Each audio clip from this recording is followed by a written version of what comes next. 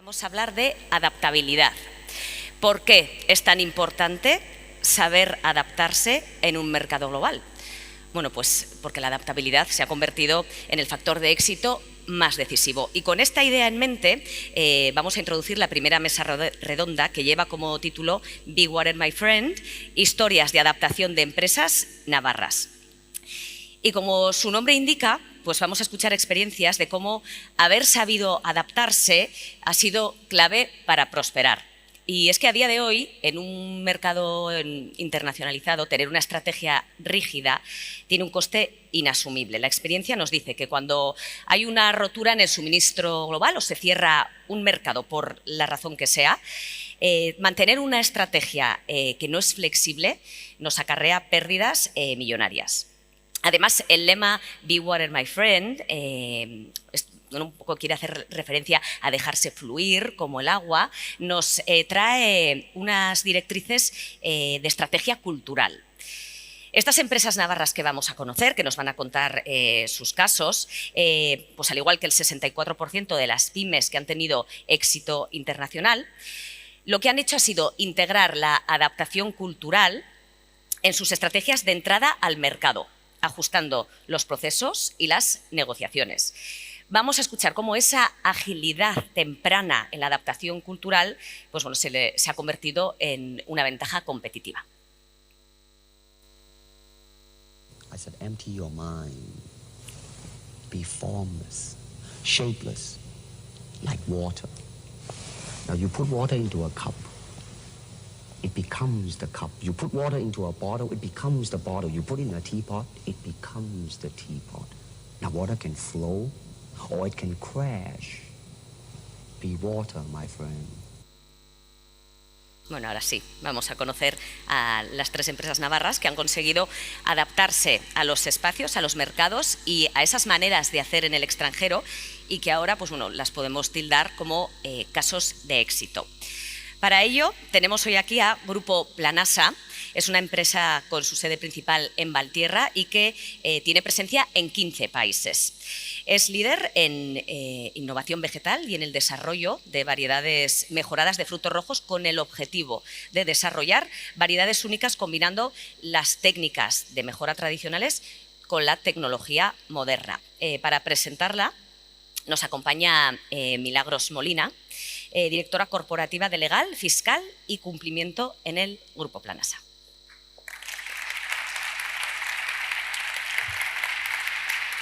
La siguiente empresa es Isimar, está ubicada en Noain y exporta a más de 40 países, consolidándose como una pyme internacionalizada con fuerte presencia en Europa, pero también en Oriente Medio y en América.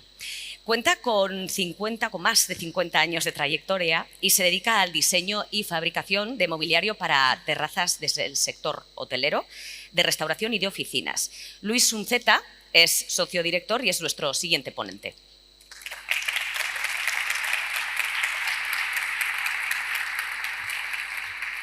Y para completar la mesa redonda, también queremos presentar a Tetrace Group.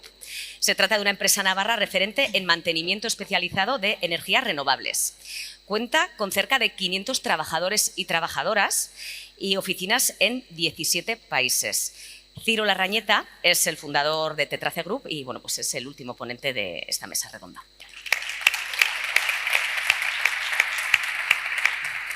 Junto a ellos estará el director general de Fomento Empresarial e Infraestructuras del Gobierno de Navarra, Íñigo Arruti, que va a ser quien modere esta mesa redonda.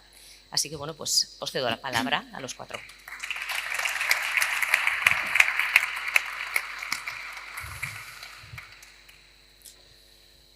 Muchas gracias, Maite. Después de ver este vídeo de Bruce Lee, he de confesar que yo de chiquito era mi gran fan.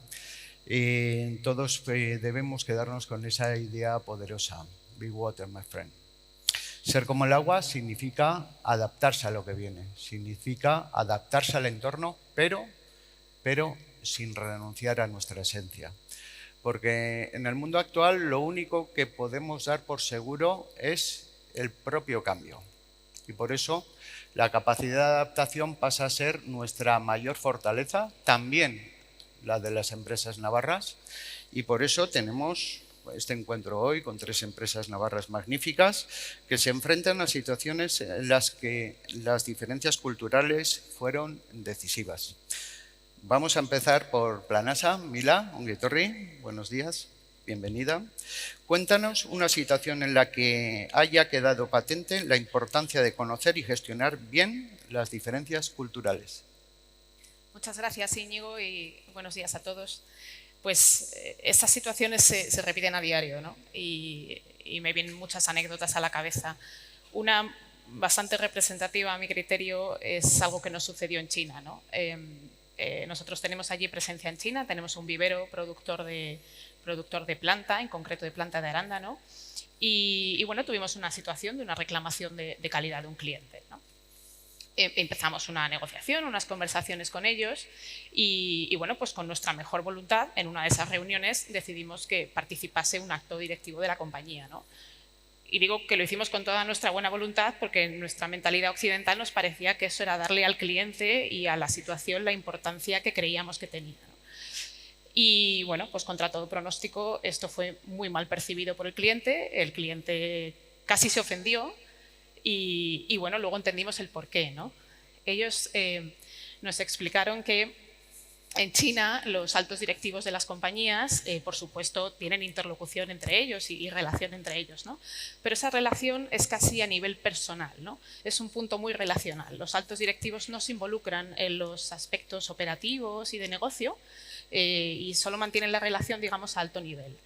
Y claro, eso fue lo que les desencajó totalmente, ¿no? Que presentásemos allí un alto directivo en aquella negociación y eso claro, implicó que perdimos un poco un cartucho en aquella negociación. Luego todo terminó bien, pero en aquel momento pues fue una situación un poco complicada, ¿no? A partir de entonces lo que hicimos pues fue un poco reajustar el equipo. Ahora tenemos para la gestión en China tenemos una mezcla, un equipo mixto, por así decirlo, ¿no? de miembros corporativos y de miembros chinos, ¿no? Locales, de habla china y de habla no china, ¿no? Y en función un poco de las circunstancias vamos valorando qué es lo mejor en cada caso, ¿no?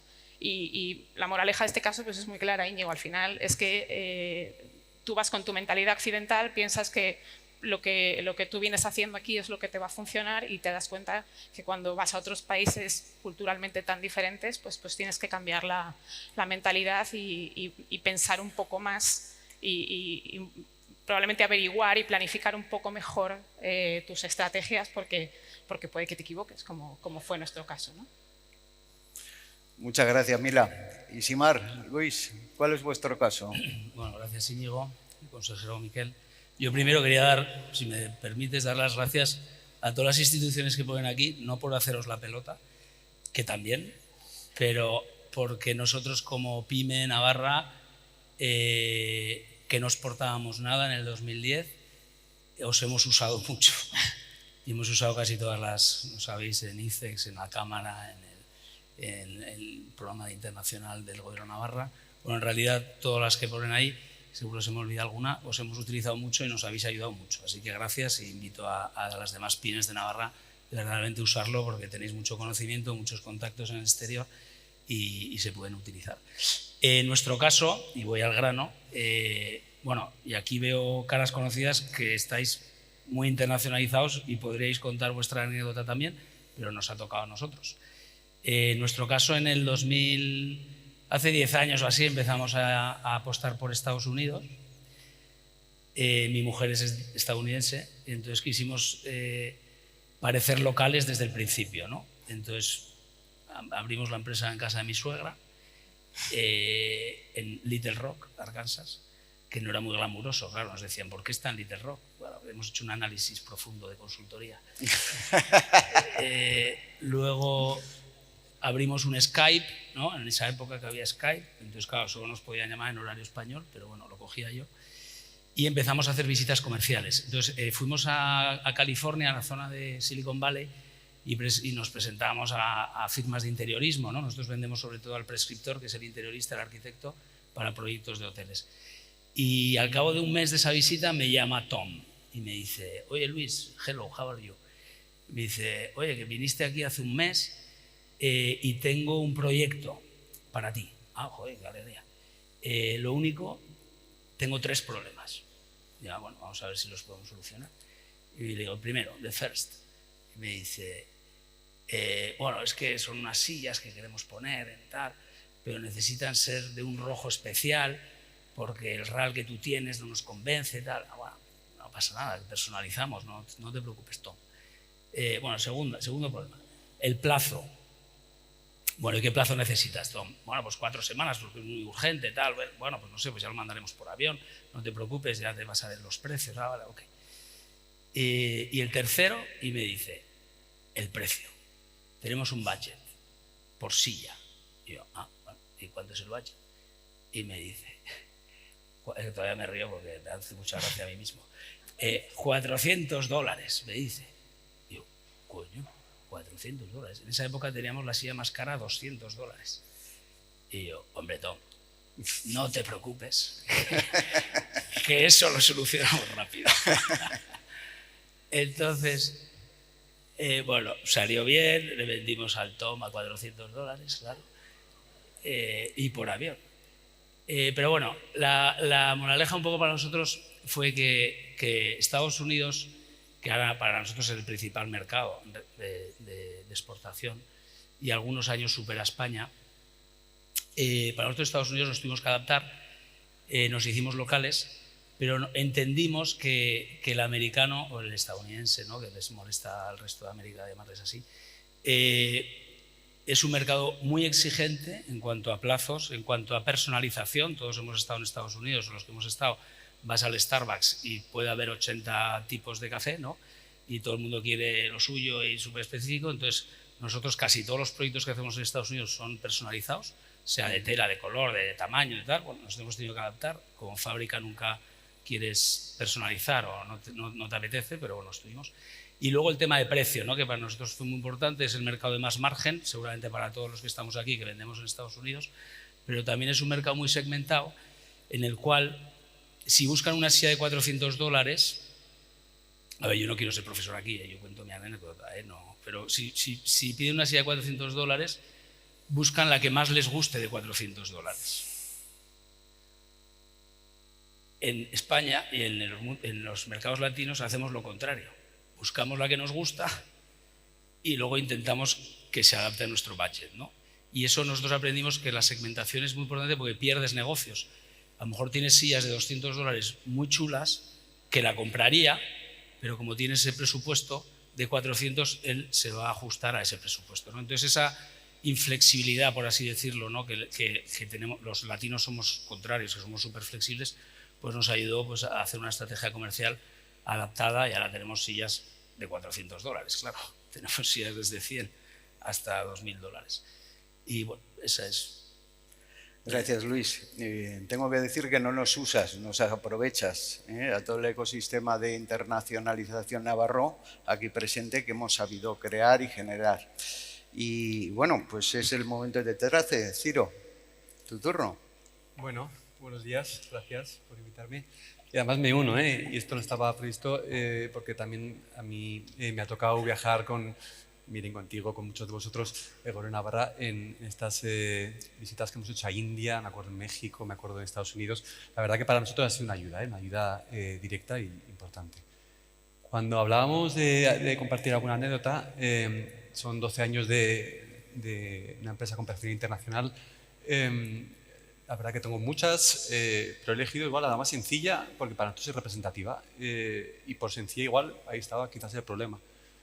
Efectivamente, nosotros estamos en 17 países, el eje americano es donde estamos con el 80 y mucho, 90% de nuestro negocio, y ya hace 2-3 años decidimos que teníamos que cambiar la parte logística desde un punto centralizado aquí en Pamplona a 7 almacenes. Houston, en Ciudad de México, Buenos Aires. Esto que tampoco tiene que ser un proceso complejo, bueno, pues lo organizamos bien, pero para nosotros es delicado, porque el material que movemos a nivel de consumibles son químicos y sobre todo a nivel de resto de material son equipos de protección. Nos descolgamos por los aerogeneradores, son EPI, son cascos, pues ahí tienen una certificación, es muy delicado, entonces bueno, pues lo hicimos como tiene que ser, lo hicimos a conciencia y bien organizado. había una parte física y una parte digital, y luego había unos responsables en el que tenían que hablar para la organización de todo. Todo muy bien, todo muy bonito. Llega el final de este proceso, damos al botón efectivamente pasar de ese almacén a esos 7 almacenes, y vemos que pasamos de un inventario más o menos que puede estar en 2,5 millones a casi 3. Y la verdad es que tampoco nos cuesta mucho identificar dónde está el problema, pero no lo habíamos previsto. Y donde había una salida, por ejemplo, de una camiseta, había una entrada de una remera, playera, bolera, franela, polo o sudadera, ¿no? Y donde había una salida de un abrigo, había una entrada de una chaqueta, campera, parca, saco, casaca, lo mismo con pantalón, con gafas. Bueno, esto desde un punto de vista que quizás a nivel, ahora que lo cuentas, dices, joder, ¿cómo no te pudiste dar cuenta? En nuestro caso representa bastante la situación de dos culturas relativamente cercanas en Latinoamérica, pero que hay diferencias, y las diferencias están ahí, quizás la complejidad, y luego además añadimos un punto también con el inglés, con los almacenes de Estados Unidos y Australia. Para nosotros el impacto fue directo, tuvimos que hacer otra vez el inventario que luego está auditado por estamos auditados por una de las Big Four, nos costó pues varias decenas de miles por movernos y revisarlo, y fue un impacto no previsible y quizás ahora muy obvio, pero que en su día pues no lo previmos. Pues muy interesante todas las aportaciones, pero hoy nos enfrentamos a otro tipo de adaptación que nos pone a prueba, y no depende de las personas, sino del entorno. Cambios políticos, tensiones geoestratégicas, mercados muy cambiantes. En esta segunda parte vamos a hablar de cómo se preparan y reaccionan las empresas cuando el mundo cambia de rumbo. Y empezamos de nuevo por Mila. ¿Cómo se adapta Planasa a los cambios y disrupciones políticas para minimizar los impactos en el negocio? Pues este tema es súper interesante porque todos estamos al cabo de la calle, todos sabemos el entorno geopolítico tan cambiante en el que nos movemos hoy en día, y eso nos enfrenta a desafíos que cada día, ¿no? Esto en cualquier sector, en cualquier industria es súper importante. En la nuestra yo diría que tiene un punto de complejidad extra. Supongo que otras industrias tendrán los suyos. En nuestro caso, al final, somos una empresa de I+D, somos una empresa tecnológica, pero también somos una empresa que produce plantas. Y las plantas son seres vivos. Y las plantas no se pueden pasar una semana en una aduana esperando a pasar una aduana porque el producto perece, o en el mejor de los casos no perece, pero no llega en las mismas condiciones, ¿no? La agricultura también es un sector generalmente protegido. Los países tienden a adoptar medidas proteccionistas de su negocio local y de su mercado interior bruto, entonces pues al final evitan o tratan de poner determinadas barreras a lo que viene de fuera, ¿no? Y además las plantas tienen unos requisitos adicionales para entrar, ¿no? Los requisitos fitosanitarios. No cualquier planta de cualquier cultivo puede pasar una aduana. Por ejemplo, nos ha pasado en Colombia, nos encontramos que no podíamos mandar plantas desde España, las teníamos que mandar desde Perú. Entonces, ¿cómo nos enfrentamos a este tipo de situaciones? Pues con una estrategia de diversificación, ¿no? Al final se trata de producir en diferentes ubicaciones a lo largo y ancho del mundo, y esto nos permite tener cintura, tener flexibilidad ante cambios que pueden ser cambios regulatorios o entornos regulatorios ya conocidos, o pueden ser cambios regulatorios que suceden de la noche a la mañana, que por la razón X te cierran una frontera y no puedes importar el producto que tú pensabas importar, ¿no? Y tienes una demanda comercial que no puedes satisfacer. Entonces, el tener diferentes ubicaciones productivas te permite ir jugando con los orígenes de los productos para poder satisfacer esas demandas comerciales. Esto también nos funciona muy bien en caso de situaciones de fuerza mayor, desastres climatológicos, una inundación, un destrozo de un vivero por un granizo, pues se te destroza una parte de la producción, pero tienes otra ubicación productiva desde la que puedes atender esa demanda. Y también nos ayuda mucho con la estacionalidad de las ventas. Si tú tienes diferentes productos y diferentes ubicaciones productivas, pues puedes tener una curva de ventas un poquito más suave y no tan con altos y bajos, ¿no? Y para muestra un botón, yo os quería contar que esto es exactamente así, hay muchas situaciones, pero la que me parece más representativa fue lo que nos sucedió durante el año 2020, que todos recordamos de la pandemia del COVID. Nuestro vivero en Marruecos fue el que nos permitió salir bastante airosos aquel año y tener un buen año. La demanda aquel año era completamente atípica, era una situación de altos y bajos, nadie sabíamos lo que iba a suceder, incluidos los agricultores, no sabían si plantar, si no plantar, si plantar un cultivo, si se iba a vender la fruta en el mercado. Entonces teníamos una demanda muy oscilante y tener esta flexibilidad, esta cintura, pues nos permitió hacer un buen año a pesar de todo, porque pudimos satisfacer una demanda que era muy cambiante y totalmente extraña. Y muchas gracias. Y en el caso de Isimar, Luis, vosotros exportáis un porcentaje importante a Estados Unidos. ¿Cómo habéis bandeado la política arancelaria de nuestro amigo Trump?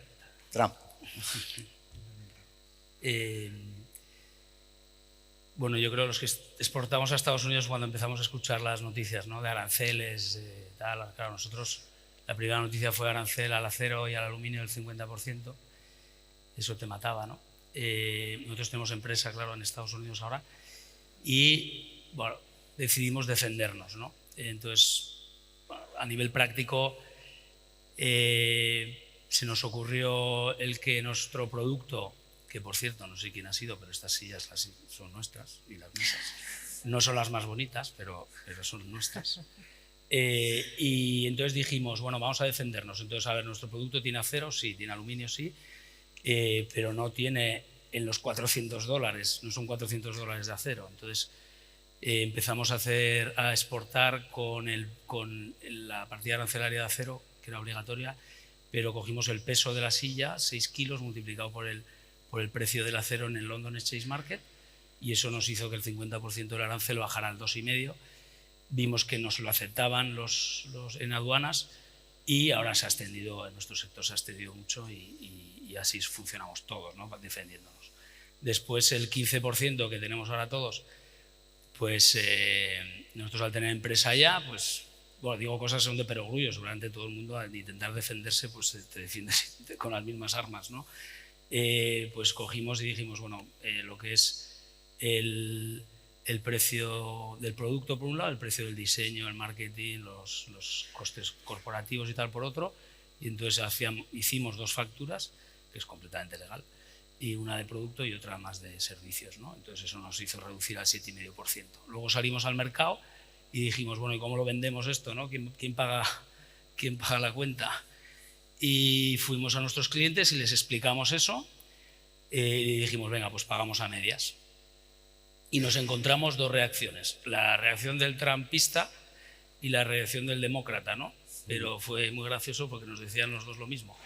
Uno decía, con diferentes razones, decía, no, ahí donde están, no te preocupes, este Trump está loco, no sé qué, y tenemos que pagar el pato por tener a este tío de presidente y tal, y lo aceptaban. Y luego estaba la versión del fanático de, eso está muy bien, lo pago con gusto, porque voy a hacer Estados Unidos, pues a ti el doble, venga.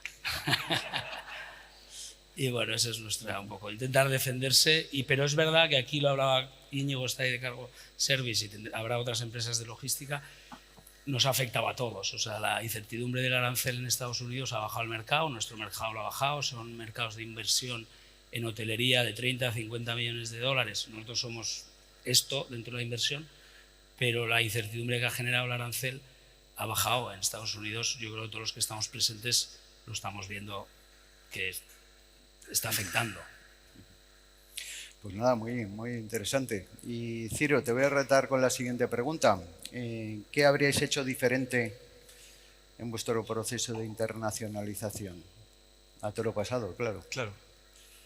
Bueno, aquí a nivel titular, sí que en su día, cuando empezamos el proceso, fue un proceso que lo estudiamos y nos lo tomamos en serio, incluso hicimos un presupuesto, pero ese proceso de hacer el presupuesto le hubiera puesto mucho más detalle. Al final nosotros somos una empresa de servicios, no tenemos activo palpable, CAPEX, y el hecho de dónde invertimos el tiempo, bueno, eso como todos, ¿no? Pero es muy relevante.